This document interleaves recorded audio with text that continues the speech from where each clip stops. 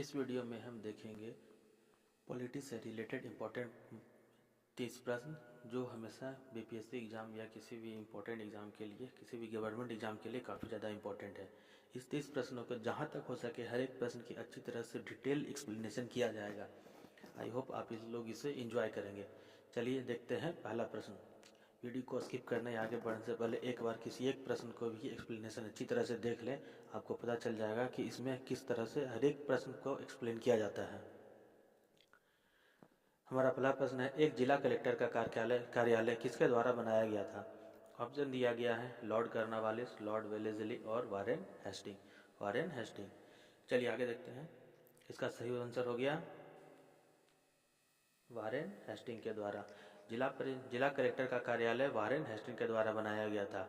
बात करते हैं वारेन हेस्टिंग के द्वारा इस पद के लिए 1772 में जिला कलेक्टर के पद का जो सृजन किया गया था, जिला कलेक्टर की जो स्थापना की गई थी वो 1772 में की गई थी वारेन हेस्टिंग के द्वारा। वारेन हेस्टिंग के द्वारा। और इसका जो कार्य था, जिला कलेक्टर का जो कार्य था वो राजस्व वसूली के लिए इसका पोस्ट को बनाया गया था, जो एक एरिया से टैक्सेस को वसूल करके वारेन हेस्टिंग को देते थे। इसीलिए इसके एक बारे में कहा जाता है कि जिला कलेक्टर की शुरुआत वारेन हेस्टिंग के द्वारा किया गया था। वर्तमान भारत में अगर बात करते हैं तो नोडल एजेंसी या का प्रशासन का जिला होता है। वर्तमान भारत में नोडल एजेंसी या प्रशासन का एक जिला होता है जिसमें टैक्सेशन को वसूल किया जाता है। अब बात करते हैं वारेन हेस्टिंग के कार्यकाल की।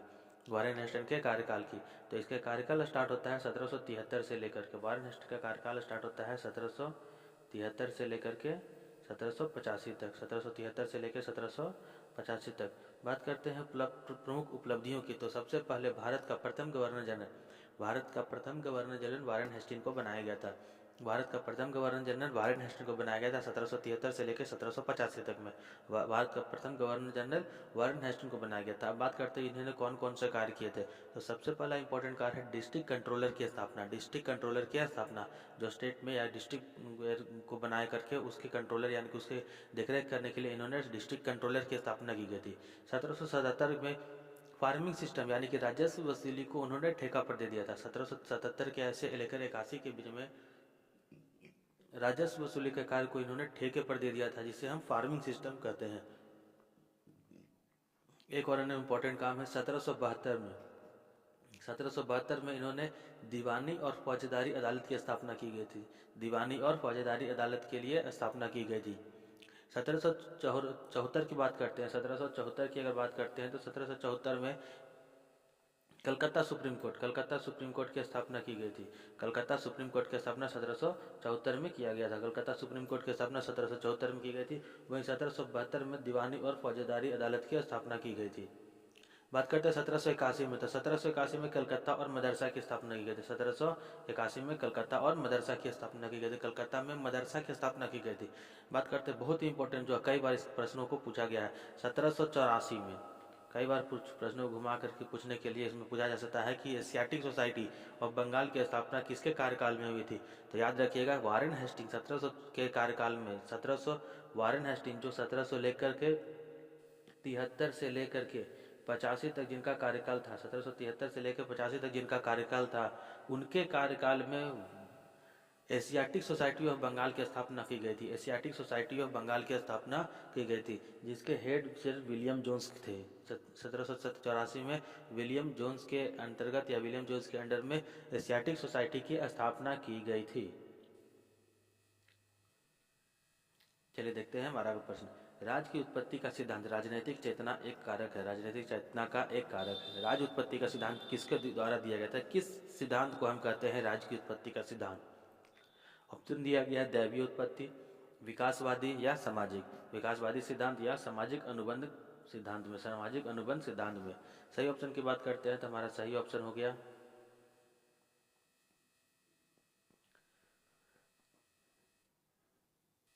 विकासवादी सिद्धांत में। विकासवादी सिद्धांत में राज्य की उत्पत्ति के जो सिद्धांत है वो विकासवादी सिद्धांत में है।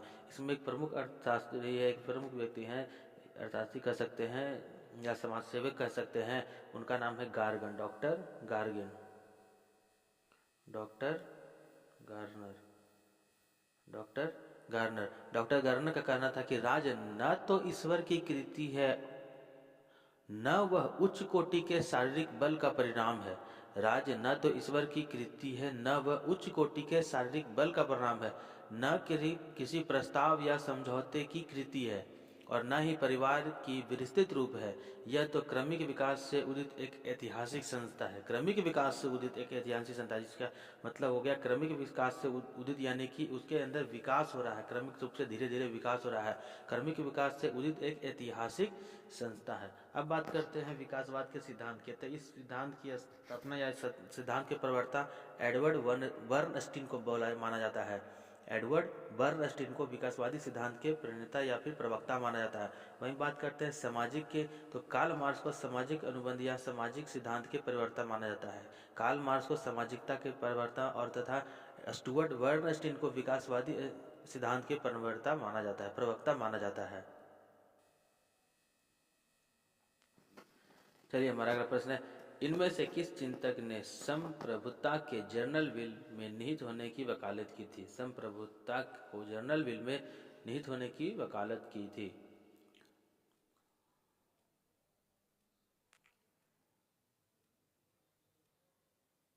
चलिए देखते हैं ऑप्शन की तरफ। जॉन ऑस्टेन, जीन बोडीन और रूसो। चलिए ऑप्शन की बात देखते हैं। अगर सही आंसर की बात करते हैं तो इसका सही आंसर हो गया रूसो। सही आंसर होगा हमारा रूसो। रूसो के बारे में कहते हैं कि रूसो के एक बहुत ही फेमस पुस्तक है जिसको कहते हैं the social contract. The social contract, the man is born free and the everywhere he is in chain. Rousseau के पुस्तक में द सोशल कॉन्ट्रैक्ट में उन्होंने एक बहुत अच्छी लाइन लिखी थी, the man is born free. मनुष्य का जन्म एक आज़ाद दुनिया में होता है, but after birth and he everywhere he is in chain. वो हमेशा एक बंधनों से बंधा हुआ रहता है। जन्म के बाद वह हमेशा हमेशा बंधनों से बंधा रहता है। निम्नलिखित में से किसकी विशेषता एंटी एजेंट घरेलू और विदेशी दोनों के साथ संबंधों में स्वतंत्रता है? ऑप्शन दिया गया संप्रभुता, अधिकार या प्राधिकरण। सी नंबर प्राधिकरण।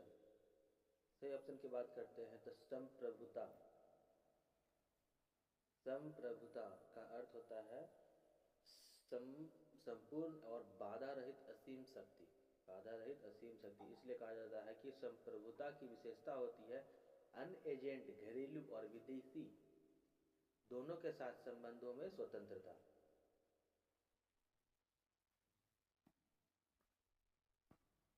हमारा अगला प्रश्न है, उस विचार को नामित बताएं जिसको अक्सर अपनी पुस्तकों में क्षेत्रीय संप्रभु सरकार को श्रेय दिया जाता है, और उस पुस्तक का शीर्षक।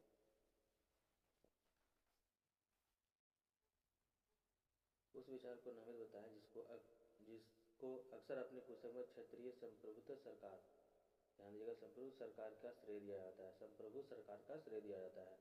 बोलता है वो पुस्तक किसकी है। यहाँ कुछ पुस्तक दिए गए हैं, जैसे Rousseau the social contract. B number में John Bodin the six books of the republic. The six book of the republic. Machiavelli का द प्रिंस। मैकियावेली का द प्रिंस। उपयुक्त में से एक से अधिक या उपयुक्त में से कोई नहीं। अगर सही ऑप्शन की बात करते हैं तो इसका सही ऑप्शन हो गया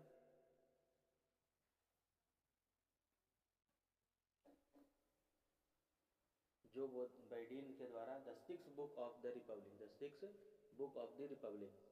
इस पुस्तक में क्षेत्रीय संप्रभु सरकार को संदर्भित करने के लिए राज्य की अवधारणा की पहली बार उपयोग करने का श्रेय दिया जाता है।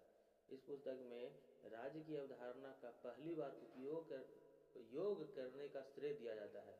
जो बाइडेन कौन थे? तो जो बाइडेन एक फ्रांसीसी न्यायवादी थे, राजनीतिक और दार्शनिक शास्त्र थे, दार्शनिक थे।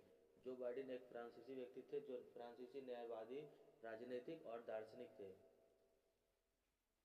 बोडिन की पुस्तक है the six book of the Republic 1576 ईस्वी में, 1576 ईस्वी में पब्लिक हुई थी, प्रकाशित हुई थी। इसमें कथन लिखा गया है कि संप्रभु राजकुमार के बल ईश्वर की प्रति जवाबदेही होता है। इसका कथन है इस किताब के अनुसार कहा गया है कि संप्रभु राजकुमार के बल ईश्वर के प्रति जवाबदेह होता है। चलिए हमारा अगला प्रश्न है, भारतीय संविधान के अनुसार संघ लोक सेवा आयोग यूपीएससी, संघ लोक सेवा आयोग यूपीएससी के सदस्य अपने पद की अवधि के लिए कितने वर्ष तक होता है, या कह सकते हैं कि यूपीएससी में कितनी आयु तक मान्यता दी गई है। ऑप्शन दिया गया 65 वर्ष, 62 वर्ष या 68 वर्ष। अगर सही ऑप्शन की बात करते हैं तो इसका सही ऑप्शन हो गया 65 वर्ष, सही ऑप्शन हो गया इसका 65 वर्ष की। भारतीय संविधान के अनुसार संघ लोक सेवा यानी कि यूपीएससी में 6 वर्ष की अवधि के लिए, 6 वर्ष की अवधि के लिए या फिर अधिकतम 65 वर्ष की अवधि तक के लिए मान्यता दी गई है या अपने पद पर रह सकते हैं। अब बात करते हैं यूपीएससी के, तो इसके लिए 315 संघ तथा राज्य सेवा आयोग, संघ तथा राज्य सेवा आयोग का जो वर्णन है वो आर्टिकल 315 से लेकर के 323 तक किया गया है। आर्टिकल 315 से लेकर के आर्टिकल 323 तक किया गया है। अगर बात करते हैं यूपीएससी संघ लोक सेवा आयोग की, तो इसके लिए अधिकतम उम्र 65 वर्ष रखी गई है। और अगर बात करते हैं राज्य लोक सेवा आयोग की, स्टेट पीसीएस की, तो इसके लिए अधिकतम उम्र 62 वर्ष रखी गई है। स्टेट पीसीएस के लिए अधिकतम उम्र 62 वर्ष रखी गई है। इसकी जो नियुक्ति होती है वह राज्यपाल के द्वारा किया जाता है। लोकसभा की जो नियुक्ति होती है, राज्य लोक सेवा के जो अध्यक्ष होते हैं उसकी नियुक्ति राज्यपाल के द्वारा की जाती है। और वहीं अगर बात करते हैं संघ लोक सेवा यानी कि यूपीएससी की, संघ लोक सेवा की, तो इसकी नियुक्ति राष्ट्रपति के द्वारा की जाती है। यूपीएससी की नियुक्ति प्रेसिडेंट के द्वारा की जाती है। और अगर स्टेट पीसीएस की बात करते हैं तो उसकी नियुक्ति राज्यपाल या गवर्नर के द्वारा की जाती है, जिसे गवर्नर कहते हैं, राज्यपाल के द्वारा की जाती है। हमारा अगला प्रश्न है कि दिए गए कथनों पर विचार करना है और इसमें से सही कथन है उसे बताना है कि कौन सा कथन इसमें सही किया गया है। लोक अदालत के बारे में निम्नलिखित कथनों पर विचार कीजिए, यानी कि लोक अदालत के बारे में कौन सा कथन इसमें से सही है और कौन सा कथन गलत है। सबसे पहला पॉइंट, यह एक सस्ती न्यायिक सेवा है, यह एक सस्ती न्यायिक सेवा है। दूसरा है, यह एकल पेशी पर विवाद निवारण करता है, यह एकल पेशी पर विवाद का निवारण करता है। यह त्वरित न्याय देता है, त्वरित न्याय देता है। चौथा नंबर है, सेवानिवृत्त जज लोक अदालत चलाते हैं, सेवानिवृत्त जजों के द्वारा जो होता है वो लोक अदालत चलाया जाता है। और अंतिम से पॉइंट हो गया, यह एक सर्वोच्च न्यायालय है। और बात करते हैं सही ऑप्शन की, इसमें कौन सा, इस 5 में से कौन सा सही ऑप्शन है, तो इसमें से सभी के सभी सही ऑप्शन है। 4 नंबर तक सही ऑप्शन है, 1, 2, 3 और 4, ये सभी सही ऑप्शन है। वहीं यह एक सर्वोच्च न्यायालय है, यह ऑप्शन गलत है, यह ऑप्शन गलत है। चलिए ऑप्शन की तरफ देखते हैं।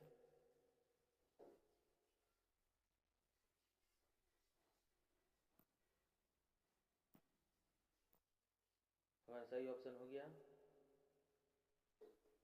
सी नंबर, 1, 2, 3, 4, 1, 2, 3, 4, यानी कि ये सही ऑप्शन, सभी सही ऑप्शन दिए हुए हैं।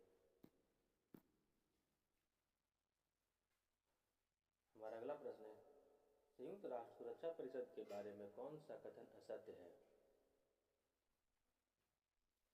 इस परिषद में 15 सदस्य देश हैं, जिनमें से 5 अस्थायी एवं 10 चुनाव महासभा द्वारा 2 वर्ष की अवधि के लिए होता है। 10 का चुनाव महासभा के द्वारा 2 वर्ष के लिए होता है। दूसरा दिया गया है, प्रत्येक अस्थायी सदन के पास वीटो शक्ति होती है, प्रत्येक अस्थायी सदन के पास वीटो शक्ति है। तीसरा पॉइंट दिया हुआ है, IMF एवं विश्व बैंक इसकी निष्कर्षण या निधिकरण एजेंसियां होती है। बात करते हैं, इसमें प्रश्न दिया गया है असत्य को लेकर के, इसका सही ऑप्शन हो गया IMF एवं विश्व बैंक इसकी निष्कर्षण एजेंसियां होती है, यह पॉइंट गलत है। बात करते हैं संयुक्त राष्ट्र सुरक्षा परिषद के लिए, संयुक्त राष्ट्र सुरक्षा परिषद की, तो इसमें कहा गया है कि IMF विश्व बैंक इसकी निधिकरण एजेंसियां होती हैं, यह गलत दिया गया है। संयुक्त राष्ट्र सुरक्षा परिषद का उद्देश्य विश्व में शांति बनाए रखने के लिए होता है। संयुक्त राष्ट्र सुरक्षा परिषद का उद्देश्य होता है, इसका गठन किया गया है विश्व में शांति बनाने के लिए। इसमें कुल 15 सदस्य होते हैं, इसमें कुल 15 सदस्य होते हैं, जिसमें से 10 अस्थायी सदस्य हैं। और इसमें अस्थायी सदस्यों में अमेरिका, रूस, फ्रांस, ब्रिटेन और चीन है। फिर ध्यान देते हैं, अमेरिका, रूस, फ्रांस, ब्रिटेन और चीन है। और इन सभी के पास जो अस्थायी सदस्य होते हैं, अस्थायी सदस्यों के पास वीटो की शक्ति होती है। हमारा अगला प्रश्न है, राष्ट्रीय बोअर दिवस, राष्ट्रीय बोअर दिवस कब मनाया जाता है? 14 सितंबर को, 25 जनवरी को, 5 जून को। तो पहले देखते हैं राष्ट्रीय बोअर दिवस होता क्या है। बोअर युद्ध की बात करते हैं तो राष्ट्रीय बोअर युद्ध 1899 से लेकर के 1902 तक के बीच में दक्षिण अफ्रीका में अंग्रेज के विरुद्ध शुरू हुआ था। दक्षिण अफ्रीका में, साउथ अफ्रीका में अंग्रेजों के विरुद्ध शुरू हुआ था। इसमें 25 जनवरी को, इसलिए 25 जनवरी को राष्ट्रीय बोअर दिवस मनाया जाता है। इसलिए 25 जनवरी को राष्ट्रीय बोअर दिवस की मनाया जाता है। बोअर दिवस की बात करते हैं तो ये साउथ अफ्रीका में शुरू किया गया था। इसके साथ अन्य बिंदु की तरफ बात करते हैं क्या क्या है। तो सबसे पहले देते हैं 14 सितंबर। तो 14 सितंबर को हिंदी दिवस मनाया जाता है। 14 सितंबर को हिंदी दिवस के रूप में मनाते हैं। 14 सितंबर को हिंदी दिवस के रूप में मनाते हैं। वहीं 10 जनवरी को विश्व हिंदी दिवस, 14 सितंबर को हिंदी दिवस के रूप में मनाया जाता है। और 10 जनवरी को विश्व हिंदी दिवस के रूप में मनाया जाता है। 5 जून को विश्व पर्यावरण संरक्षण दिवस, 5 जून को विश्व पर्यावरण संरक्षण दिवस को रूप में मनाया जाता है। 25 जनवरी को जहां राष्ट्रीय बोअर दिवस मनाते हैं, यही 25 जनवरी को राष्ट्रीय मतदाता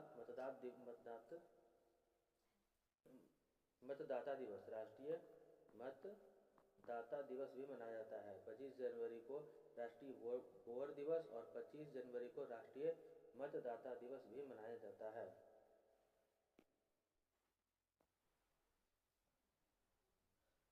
हमारा अगला प्रश्न है, चुनावी कदाचारों पर निम्नलिखित में से कौन सा कथन प्रभावित होता है? प्रभावित होता है। चुनावी कदाचारों पर निम्नलिखित में से कौन सा कथन प्रभावित होता है? ऑप्शन नंबर 1 दिया गया, सत्तारूढ़ दल द्वारा सरकारी मशीन का दुरुपयोग। सत्तारूढ़ द्वारा सरकारी मशीन का दुरुपयोग करना, वोटर को धमकाने में अत्यंत धन का प्रयोग, या फिर धमकाने या फिर समझाने के लिए अन्य रूप से धन का प्रयोग, दल गठबंधन द्वारा लोक समर्थन का विश्वास। अगर सही ऑप्शन की बात करते हैं तो इसका सही ऑप्शन हो गया उपयुक्त में से एक से अधिक। ये सभी चुनावी कदाचार का एग्जाम्पल है। ये सभी चुनावी कदाचार का एग्जाम्पल दिया गया है, जिसमें सत्तारूढ़ दल के द्वारा सरकारी मशीन का दुरुपयोग, वोटरों को धमकाना, या फिर दल गठबंधन द्वारा लोक समर्थन पर विश्वास लेना, ये सभी चुनावी कदाचार की श्रेणी में आते हैं। हमारा अगला प्रश्न है, निम्नलिखित में से कौन सा समवर्ती सूची में शामिल है? निम्नलिखित में से कौन सा समवर्ती सूची में शामिल है? ऑप्शन दिया गया जंगल, बी नंबर कृषि, सी नंबर पुलिस। समवर्ती सूची की बात करते हैं तो इसका सही ऑप्शन हो गया ए नंबर जंगल। समवर्ती सूची में जो राज्य कानून बनता है वो राज्य और केंद्र दोनों के द्वारा बनाया जाता है। समवर्ती सूची में राज्य और केंद्र दोनों के द्वारा कानून बनाए जाते हैं। समवर्ती सूची के बारे में अनुच्छेद 7 में इसका वर्णन किया गया है। अनुच्छेद 7 में इसका वर्णन किया गया है। बात करते हैं समवर्ती सूची का, तो भारतीय संविधान में संघ सूची में 98 विषय हैं। राज्य सूची जिसे संघ सूची जिसे कहते हैं समवर्ती सूची, अनुच्छेद 7 में 3 तरह की सूचियों का वर्णन किया गया है, संघ सूची, राज्य सूची और समवर्ती सूची। संघ सूची, राज्य सूची और समवर्ती सूची। संघ सूची में 98 विषय दिए गए हैं, 98 विषय है वर्तमान में। संघ सूची में 98 विषय हैं वर्तमान में। संघ सूची में 98 विषय दिए गए हैं वर्तमान में। संघ सूची में 98 विषय दिए गए हैं। वहीं बात करते हैं समवर्ती सूची के, तो वर्तमान में समवर्ती सूची में 52 विषय हैं। वर्तमान में समवर्ती सूची में 52 विषय हैं। और राज्य सूची में वर्तमान में 66 विषय हैं। राज्य सूची में वर्तमान में 66 विषय हैं। संघ सूची में 58, समवर्ती सूची में 52 विषय हैं और राज्य सूची में 66 विषय हैं। राज्य सूची में वर्तमान में 66 विषय दिए गए हैं। इसका वर्णन जो होता है वो अनुच्छेद 4 में किया गया है, अनुच्छेद 7 में किया गया है।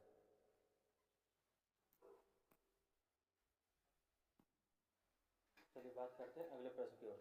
निम्नलिखित में से किस देश में सार्वजनिक जीवन में महिलाओं की भागीदारी सबसे अधिक है? किस देश में महिलाओं की भागीदारी सबसे कम है? निम्नलिखित में से किस देश में महिलाओं की भागीदारी सबसे कम है? ऑप्शन दिया गया है A number Sweden, B number Norway, C number चीन। अगर सही बात करते हैं तो सी नंबर चीन। सी नंबर चीन में सबसे कम महिलाओं की भागीदारी दी गई है।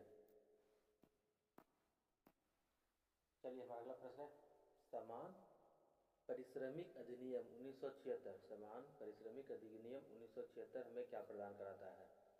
1976 अधिनियम हमें क्या प्रदान कराता है? तो ऑप्शन दिया गया है राजनीति में समान प्रतिनिधित्व, राजनीति में समान प्रतिनिधित्व। बी नंबर दिया गया है सभी लिंगों के लिए समान वेतन। सी नंबर दिया गया है सभी के लिए नौकरियों की भर्ती, सभी के लिए नौकरियों की भर्ती। अब बात करते हैं अगर अधिनियम 1976 की, तो इसके लिए अनुसार सही ऑप्शन हो गया सभी लिंगों के लिए समान वेतन, सभी लिंगों के लिए समान वेतन। समान कार्य के लिए समान वेतन लैंगिक भेदभाव को समाप्त करने के लिए एक तरफा सशक्त माध्यम होता है।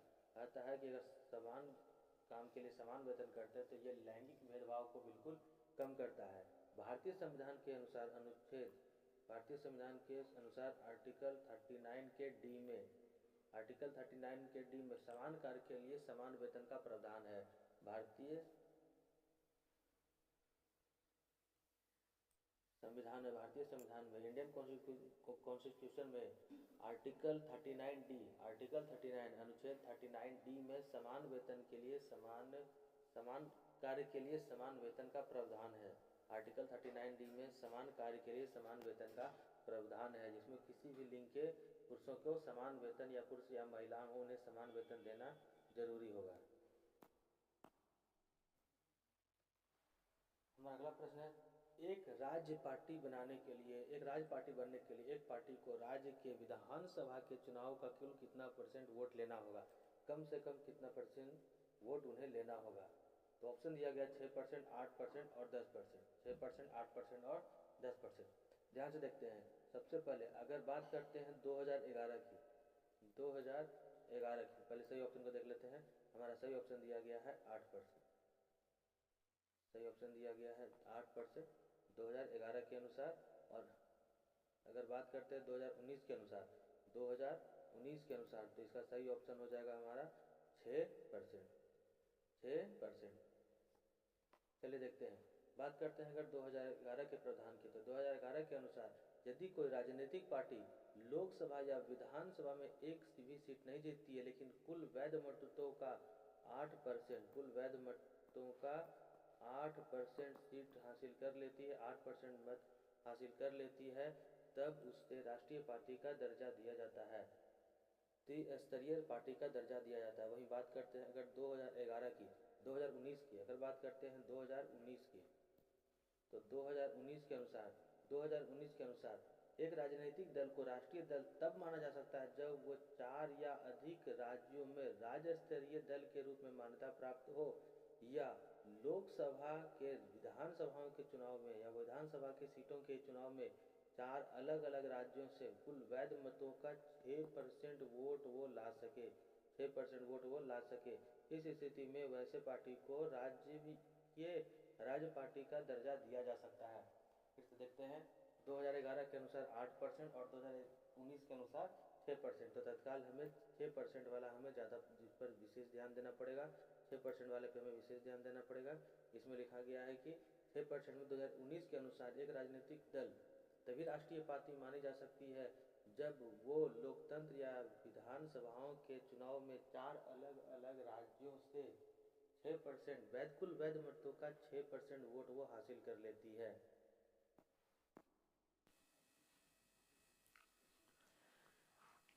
हमारा अगला प्रश्न है, किस वर्ष राष्ट्रीय मानवाधिकार आयोग की स्थापना की गई थी? किस वर्ष राष्ट्रीय मानवाधिकार आयोग की स्थापना की गई थी? सही ऑप्शन की बात करते हैं तो 1990, 91 और 92, 1990, 91 और 92। अगर सही ऑप्शन की बात करते हैं तो हमारा सही ऑप्शन हो गया उपयुक्त में से कोई भी नहीं, उपयुक्त में से कोई भी नहीं।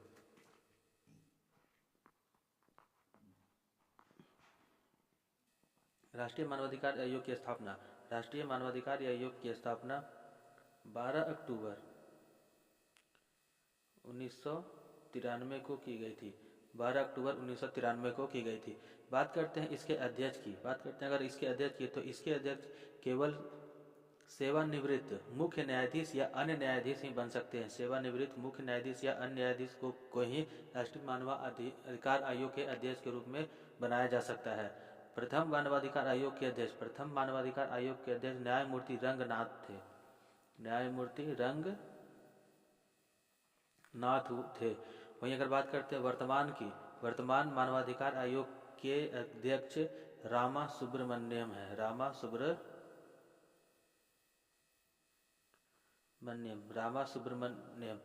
सुब्रमण्यम वर्तमान में मानवाधिकार आयोग के अध्यक्ष हैं।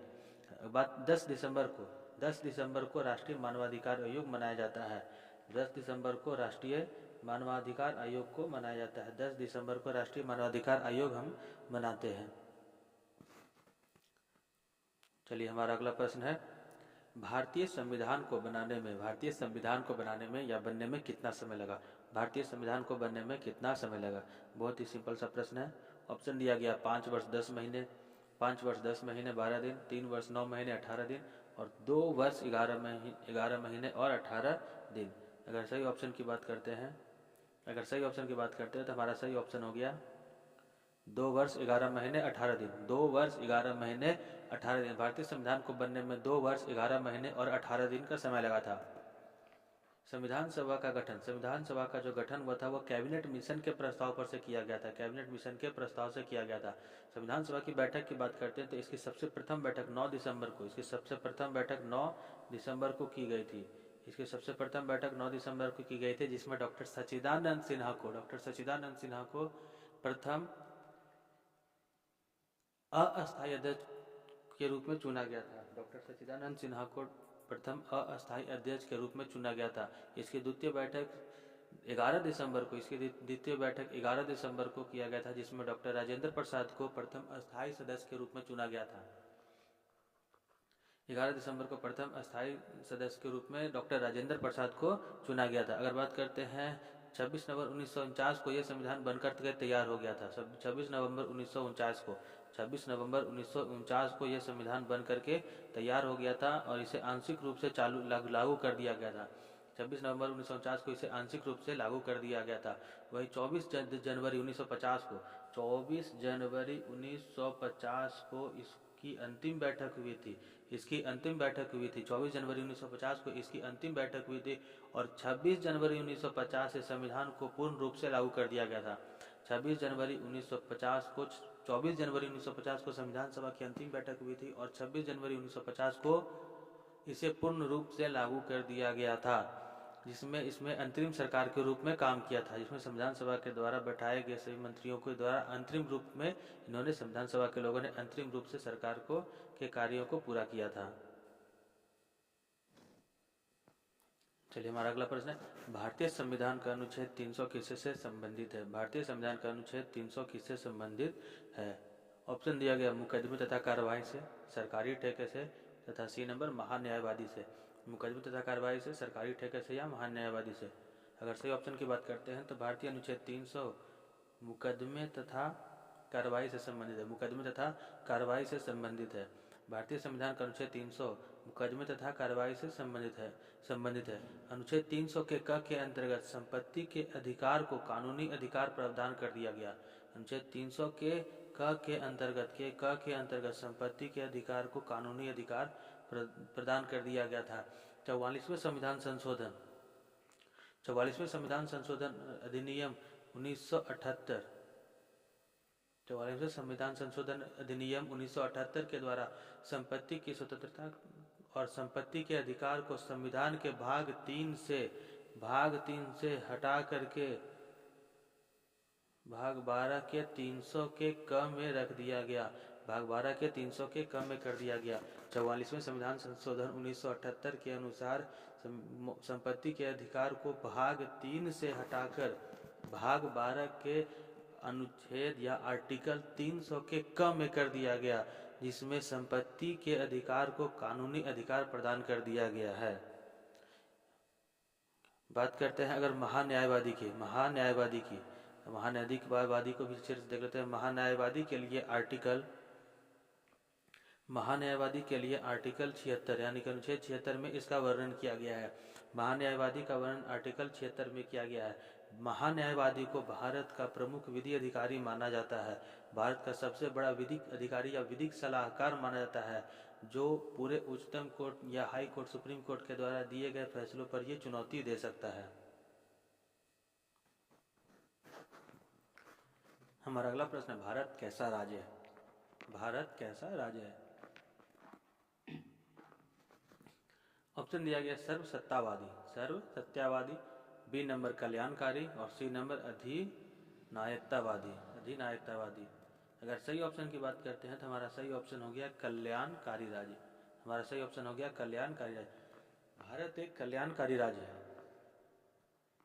अब ऐसा इसलिए कहा गया है क्योंकि भारत में नीति निर्देशक तत्व दिए गए हैं। भारत को के संविधान में नीति निर्देशक तत्वों का वर्णन किया गया है। भारत के संविधान के भाग 4 में नीति निर्देशक तत्वों का वर्णन किया गया है, जिस कारण से भारत को एक कल्याणकारी राज्य बताया गया है। भारत को एक कल्याणकारी राज्य बताने का मुख्य कारण है भारत के भारतीय संविधान के भाग 4 में संवर्णित नीति निर्देशक तत्व। अगर बात करते हैं नीति निर्देशक तत्व को, तो यह नीति निर्देशक तत्व हमारे संविधान में आयरलैंड से लिया गया। यह हमारे संविधान में आयरलैंड से लिया गया है, आयरलैंड से लिया गया है। और इसी नीति निर्देशक तत्व के कारण भारत को कल्याणकारी राज्य का दर्जा दिया गया। हमारा अगला प्रश्न है, भारत और चीन के बीच पंचशील समझौता कब हस्ताक्षरित हुआ था, यानी कि कब उस पर सिग्नेचर किया गया था? भारत और चीन के बीच पंचशील समझौता पर कब हस्ताक्षर किया गया था? ऑप्शन दिया गया 1949, second option, B number 1962, C number 1954। अगर सही ऑप्शन की बात करते हैं तो हमारा सही ऑप्शन हो गया 1954। 1954 में भारत के प्रधानमंत्री जवाहरलाल नेहरू के द्वारा तथा चीन के चाउ एन लाई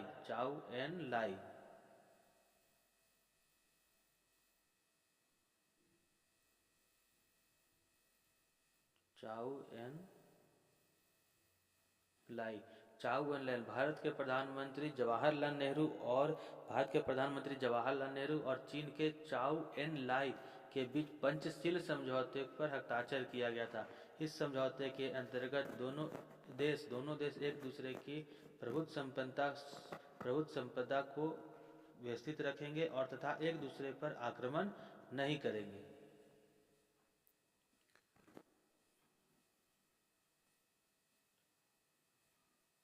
देखिए हमारा अगला प्रश्न है, गांधी को माना जाता है मार्क्सवादी, दार्शनिक अराजकतावादी या उपयुक्त में से कोई भी नहीं। सही ऑप्शन की बात करते हैं तो दार्शनिकवादी, गांधी जी को दार्शनिकवादी माना गया है। चलिए हमारा अगला प्रश्न है, छाया मंत्रिमंडल किसकी प्रशासनिक व्यवस्था है? छाया मंत्रिमंडल किसकी प्रशासनिक व्यवस्था की विशिष्टता है? ऑप्शन दिया गया है यूएसए, संयुक्त राष्ट्र अमेरिका, B number Britain, C number Japan, उपयुक्त में से एक से अधिक और इनमें से कोई नहीं। अगर सही ऑप्शन की बात करते हैं तो छाया मंत्रिमंडल ब्रिटेन के संसद की व्यवस्था है। देखिए अगर बात करते हैं भारत में तो छाया मंत्रिमंडल का बात होता है विपक्षीय मंत्रिमंडल को हम छाया मंत्रिमंडल के नाम से जानते हैं। ब्रिटेन में या कह सकते हैं इंडिया में वैसी सरकार जो समानांतर राष्ट्र की समस्याओं पर छाया केंद्रित करती है या उनकी बातों को उल्लेख करती है और उन्हें हर बार में बताती है कि सरकार को कैसे काम करना चाहिए और उनकी सरकार रहती तो वह कैसे काम करती, या कह सकते हो विपक्ष का जो रोल होता है उसी को हम छाया मंत्रिमंडल के रूप में जानते हैं। इसकी व्यवस्था ब्रिटेन के संसद से ली गई है।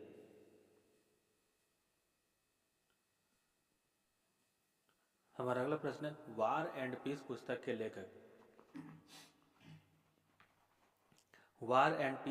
के लेखक कौन से हैं? वार एंड पीस पुस्तक किसके द्वारा लिखी गई है? ऑप्शन दिया गया है R.N. Tagore, Rabindranath Tagore, B number Sarojini Naidu, C number Leo Tolstoy. चलिए सही ऑप्शन की अगर बात करते हैं तो War and Peace Leo Tolstoy के द्वारा लिखी गई पुस्तक है। War and Peace Leo Tolstoy के द्वारा लिखी गई एक पुस्तक है। अब सरोजिनी नायडू की बात करते हैं तो गोल्डन थ्रेशोल्ड गोल्डन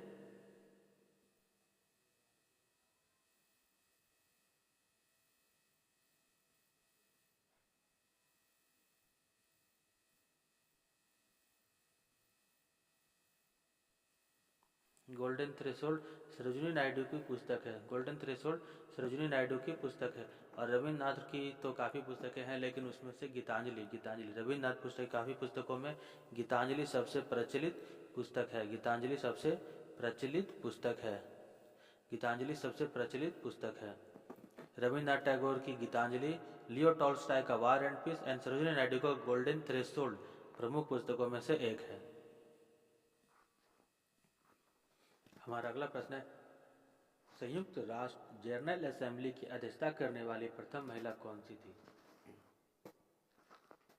यूएनओ की जनरल असेंबली करने वाली प्रथम असेंबली की अध्यक्षता करने वाली प्रथम महिला कौन सी थी? यहाँ भारतीय महिला की बात हो रही है। ऑप्शन दिया गया है राजकुमारी अमृता कौर, राजकुमारी अमृता कौर। सेकंड ऑप्शन दिया गया विजया लक्ष्मी पंडित। थर्ड ऑप्शन दिया गया है कमला नेहरू, कमला नेहरू। थर्ड ऑप्शन कमला नेहरू, बी नंबर विजया लक्ष्मी पंडित और ए नंबर राजकुमारी अमृता कौर। अगर सही ऑप्शन की बात करते हैं तो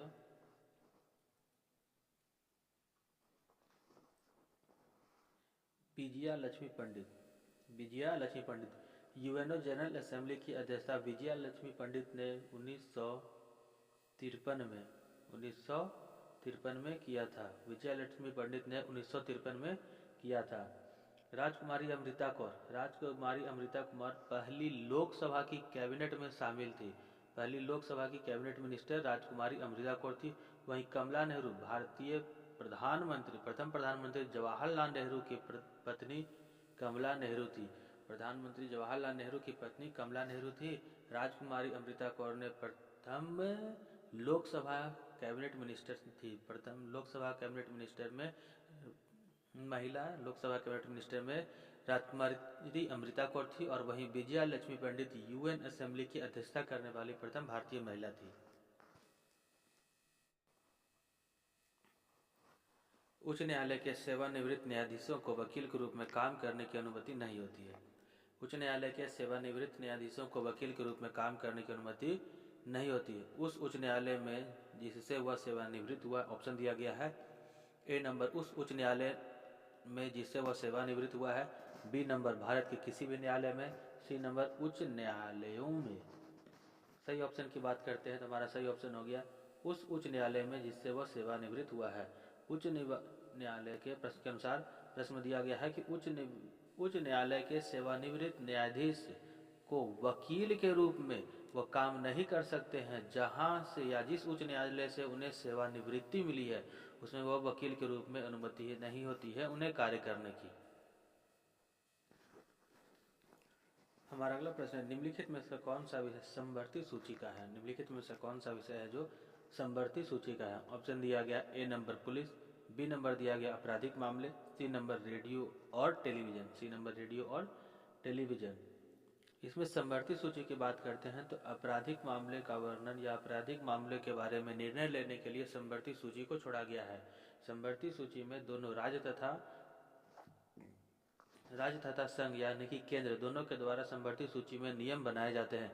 आपराधिक मामले को समवर्ती सूची में रखा गया, आपराधिक मामले को समवर्ती सूची में रखा गया है। पुलिस राज्य सूची का विषय है, पुलिस राज्य सूची का विषय है, स्टेट पॉलिसी। रेडियो तथा टेलीविजन संघ सूची का विषय है, रेडियो तथा टेलीविजन संघ सूची का विषय है, रेडियो तथा टेलीविजन संघ सूची का विषय है। वहीं आपराधिक मामले को लेकर की बात करते हैं तो वह समवर्ती सूची यानी कि दोनों के द्वारा उसमें निर्णय लिया गया समवर्ती सूची का विषय होता है। अलग अलग विषयों में अलग अलग सूचियों में विषयों की संख्या की बात करते हैं तो भारतीय संविधान में संघ सूची में 98 विषय हैं। भारतीय संविधान के संघ सूची में 98 विषय हैं। भारतीय संविधान के संघ सूची में 98 विषय हैं। वहीं अगर बात करते हैं तो समवर्ती सूची के वर्तमान में 52 विषय हैं। समवर्ती सूची में वर्तमान में 52 विषय हैं। वहीं राज्य सूची में वर्तमान में 59 यानी कि 59 विषय होते हैं। राज्य सूची में 59, राज्य सूची में 59, राज्य सूची में 59, समवर्ती सूची में 52, समवर्ती सूची में 52 तथा संघ सूची में 98 विषय दिए गए हैं। चलिए हमारा अगला प्रश्न है, लोकतंत्र शासन व्यवस्था के विस्तार की क्या चुनौती है? लोकतंत्र शासन व्यवस्था के विस्तार की क्या चुनौती है? ए नंबर, नगरीय एवं पंचायती राज की संस्थानों के प्रजातांत्रिक बनाने के लिए, नगरीय एवं पंचायती राज की संस्थानों को प्रजातांत्रिक बनाने के लिए। बी नंबर, प्रशासनिक इकाइयों को प्रजातांत्रिक बनाने के लिए। सी नंबर, सभी स्तरों पर सत्ता की जन भागीदारी के विस्तार की, सत्ता पर जन भागीदारी के विस्तार की। उपयुक्त में से एक से अधिक या उपयुक्त में से कोई भी नहीं। अगर बात करते हैं लोकतांत्रिक शासन व्यवस्था की, तो यहाँ हर स्तर पर प्रजातांत्रिक बनाना भी सही होता है, प्रशासनिक इकाइयों को प्रजातांत्रिक बनाना और तथा जन भागीदारी, तीनों की तीनों बातें सही है। इस प्रकार हमारा सही आंसर हो गया उपयुक्त में से एक से अधिक है। हमारा अगला विषय, इंग्लैंड में किस वर्ष स्त्रियों को वयस्क मताधिकार प्राप्त हुआ है? इंग्लैंड में स्त्रियों को किस वर्ष वयस्क मताधिकार यानी कि यूनिवर्सल एडल्ट फ्रेंचाइजी दिया गया था? ऑप्शन दिया गया है 1941, 1951 और 1928। 1928। अगर सही ऑप्शन की बात करते हैं तो हमारा सही ऑप्शन हो गया इंग्लैंड में 1928 में स्त्रियों को वयस्क मताधिकार प्राप्त किया गया है। वहीं भारत की बात करते हैं तो भारत में 1919 को स्त्रियों को वयस्क मताधिकार के अंतर्गत रखा जाता है।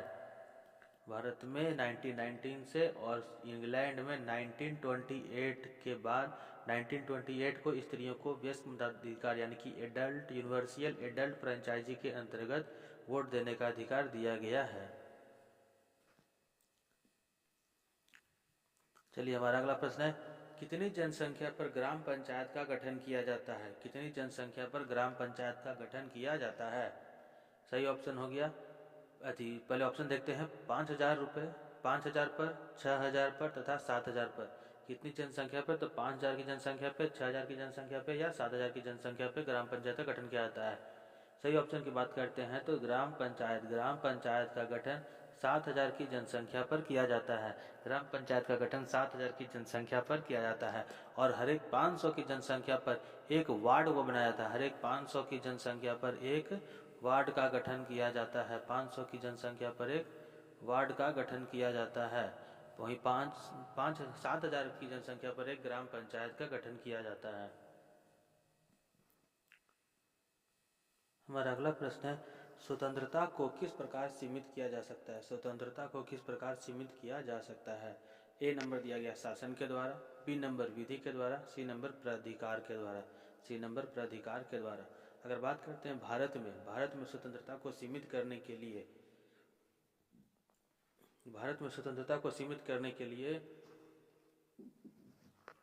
विधि का प्रयोग किया जाता है। स्वतंत्रता का अधिकार की बात करें तो सबसे पहले स्वतंत्रता का अधिकार अनुच्छेद 19 से लेकर के अनुच्छेद 22 तक स्वतंत्रता के अधिकार का वर्णन किया गया है। अनुच्छेद 19 से लेकर के अनुच्छेद 22 तक, आर्टिकल 19 से लेकर आर्टिकल 22 तक स्वतंत्रता के अधिकार का वर्णन किया गया है। और इसी में आर्टिकल 22 के खंड 4 में, आर्टिकल 22 के भाग 4 में, 22 के भाग पार्ट 4 में निवारण निरोध की चर्चा की गई। इसके आधार पर अधिनियम 1950, अधिनियम 1971 और अधिनियम 1980, 1971 और 1980 यानी कि 3 बार अधिनियम परिवर्तन किए गए हैं और इसके अधिकार पर स्वतंत्रता को सीमित किया जा सकता है। अधिनियम 1950, 1971 और 1980 के अधिकार पर स्वतंत्रता को सीमित किया जा सकता है और इसमें विधि के द्वारा स्वतंत्रता को सीमित करने की परिभाषा दी गई है आर्टिकल 22 के खंड 4 में। हमारे अगले प्रश्न में मिलान व्यवस्था करना है कि इसमें कौन सी शासन व्यवस्था किस स्रोत से यानी कि किस देश से ली गई है। कौन सी शासन व्यवस्था किस देश से ली गई है? सबसे पहले देखते हैं विधि का शासन। अलग अलग ऑप्शन दिया गया है, हम डायरेक्ट आंसर को बनाते हैं। विधि का शासन, विधि के शासन की जो प्रक्रिया है वो इंग्लैंड से ली गई है। विधि के शासन की प्रक्रिया को इंग्लैंड से लिया गया है। विधि के शासन की प्रक्रिया को इंग्लैंड से लिया गया है। दूसरा नंबर, विधि द्वारा स्थापित प्रक्रिया, विधि द्वारा स्थापित प्रक्रिया, विधि द्वारा स्थापित प्रक्रिया को जापान से लिया गया है। विधि द्वारा स्थापित प्रक्रिया को जापान से लिया गया है। तीसरा नंबर दिया गया, राष्ट्रपति के विचार एवं राज्यपाल द्वारा विधेयक सुरक्षित रखना, राष्ट्रपति के विचार तथा राज्यपाल द्वारा विधेयक सुरक्षित रखना। यह प्रक्रिया कनाडा से ली गई, यह प्रक्रिया कनाडा से ली गई है। और उभयनिष्ठ सूची का वर्णन, उभयनिष्ठ सूची का वर्णन ऑस्ट्रेलिया, उभयनिष्ठ सूची का वर्णन ऑस्ट्रेलिया से लिया गया है। उभयनिष्ठ सूची का वर्णन ऑस्ट्रेलिया से लिया गया है। फिर से देखते हैं, विधि द्वारा शासन, विधि द्वारा शासन इंग्लैंड से लिया गया है। विधि द्वारा स्थापित प्रक्रिया, विधि द्वारा स्थापित प्रक्रिया का वर्णन जापान से हमें लिया गया है। राष्ट्रपति के विचारार्थ राज्यपाल या द्वारा विधेयक को सुरक्षित रखना, विधेयक को सुरक्षित रखना, यह प्रक्रिया कनाडा के संविधान से ली गई है। और उभयनिष्ठ सूची, उभयनिष्ठ सूची का जो व्याख्या की गई है यह ऑस्ट्रेलिया के कानून से या ऑस्ट्रेलिया के संविधान से लिया गया है। चलिए हमारा अगला प्रश्न है, भारतीय संविधान में मतदान की आयु सीमा को 21 वर्ष से घटाकर 18 वर्ष कब कर दिया गया? भारतीय संविधान में मतदान की आयु सीमा को 21 वर्ष से घटाकर 18 वर्ष कब कर दिया गया? ऑप्शन दिया गया है 88, 1988, 1989 और 1990। काफी सटीक ऑप्शन दिया गया, उपयुक्त में से एक से अधिक या उपयुक्त में से कोई भी नहीं। भारतीय संविधान में मतदाता की आयु को 21 वर्ष से घटा करके 18 वर्ष 1989 में 61वें संविधान संशोधन के द्वारा किया गया था। फिर से देखते हैं, भारतीय संविधान में मतदाता सूची में या मतदाता की जो आयु होती है उसे 21 वर्ष से घटाकर 18 वर्ष 61वें संविधान संशोधन 61वें संविधान संशोधन 21 वर्ष 61वें संविधान संशोधन 1989 में 61वें संविधान संशोधन 1989 यानी कि 1989 में इसे कम कर दिया गया था। 21 वर्ष से घटा करके 18 वर्ष कर दिया गया था।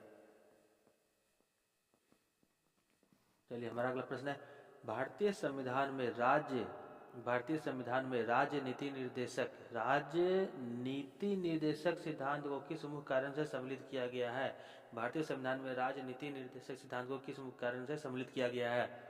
ऑप्शन दिया गया है कल्याण राज्य की स्थापना के लिए, कल्याण राज्य की स्थापना के लिए, धर्मनिरपेक्ष राज्य की स्थापना के लिए, या सरकार के स्वेच्छाचारी आचरणों को रोकने के लिए। सरकार के स्वेच्छाचारी आचरणों को रोकने के लिए। अगर सही ऑप्शन की बात करते हैं तो राज्य के नीति निर्देशक वैसे सिद्धांत है जिसे का लोगों को मजबूरन पालन करना होता है। इसकी सिद्धांत को जोड़ा गया है भारतीय संविधान में ताकि कल्याण राज्य की स्थापना हो, एक कल्याण राज्य की स्थापना हो। एक कल्याण राज्य की स्थापना के लिए नीति निर्देशक सिद्धांत को जोड़ा गया था। इसका वर्णन भाग 4 के आर्टिकल 36 से आर्टिकल 51 तक, आर्टिकल 36 से लेकर के आर्टिकल 51 तक नीति निर्देशक तत्वों की चर्चा की गई है। भाग 4 में आर्टिकल 36 से लेकर के आर्टिकल 51 तक नीति निर्देशक तत्वों की चर्चा की गई है और इसे आयरलैंड के संविधान से लिया गया था। इसे आयरलैंड के संविधान से लिया गया था। नीति निर्देशक तत्व की जो चर्चा है उसे आयरलैंड के संविधान से लिया गया था। और मौलिक कर्तव्य जिसका वर्णन भाग 51 के क, आर्टिकल 51 के क में मौलिक कर्तव्य के बारे में दिया गया है, जिसको रूस के संविधान से लिया गया था या रूस के संविधान से लिया गया था।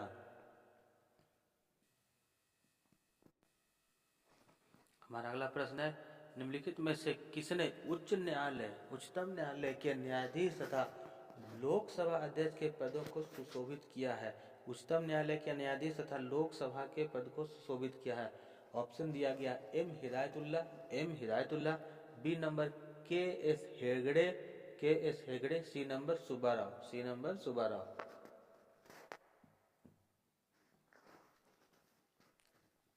इसमें दो बहुत ही प्रमुख नाम है। फर्स्ट वन देखते हैं सही ऑप्शन कौन सा है? तो इसका सही ऑप्शन हो गया के एस हेगड़े। के एस हेगड़े हैं जिन्होंने उच्चतम न्यायालय के न्यायाधीश तथा लोकसभा अध्यक्ष दोनों पदों पर सुशोभित हुए थे। यानी कि एक उच्चतम न्यायालय के न्यायाधीश भी रह चुके हैं और लोकसभा के अध्यक्ष भी रह चुके हैं। वहीं बात करते हैं एम हिदायतुल्लाह की। एम हिदायतुल्लाह की, ये काफ़ी इंपॉर्टेंट है, इसे वीवीआई में रख सकते हैं। एम हिदायतुल्लाह एक ऐसे व्यक्ति हैं जो राष्ट्रपति, उपराष्ट्रपति और मुख्य न्यायाधीश, राष्ट्रपति, उपराष्ट्रपति और मुख्य न्यायाधीश तीनों के पद पर बैठ चुके हैं। हमारा अगला प्रश्न है, किस संवैधानिक संशोधन द्वारा नगर पालिका विधेयक पारित हुआ है? किस संवैधानिक संशोधन द्वारा नगर पालिका विधेयक पारित हुआ है? सही ऑप्शन की बात करते हैं तो पहले ऑप्शन देख लेते हैं, 70वां, 74वां या 73वां। तो संवैधानिक संशोधन द्वारा नगर पालिका विधेयक 74वें संविधान संशोधन में वर्णन किया गया है। 74वें संविधान संशोधन द्वारा नगर पालिका को संवैधानिक अधिकार प्रदान किए गए हैं।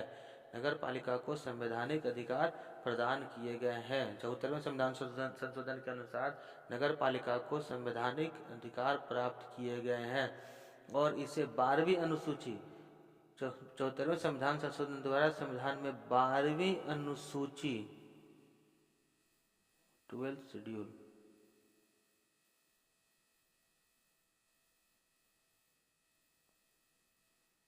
12वीं अनुसूची में शामिल किया गया है।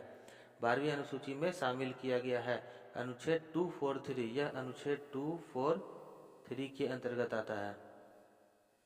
चलिए हमारा अगला प्रश्न है, प्रत्यक्ष लोकतंत्र सरकार का एक ऐसा तंत्र है, प्रत्यक्ष लोकतंत्र सरकार का एक ऐसा तंत्र है जिसमें ऑप्शन दिया गया है, लोग सिविल सेवकों को चुनते हैं। ए नंबर, लोग सिविल सेवकों को चुनते हैं। बी नंबर, लोग अपने प्रतिनिधियों का सीधा निर्वाचन करते हैं। लोग अपने प्रतिनिधियों का सीधा निर्वाचन करते हैं। सी नंबर दिया गया है, लोग देश के नीति निर्माण कार्य तथा प्रशासन में सीधा भाग लेते हैं। देश के नीति निर्माण कार्य और तथा प्रशासन में सीधा भाग लेते हैं। अगर सही उत्तर की बात करते हैं तो प्रत्यक्ष लोकतंत्र का मतलब होता है कि लोग अपने प्रतिनिधित्व का निर्वाचन स्वयं करते हैं। लोग अपने प्रतिनिधित्व का निर्वाचन स्वयं करते हैं।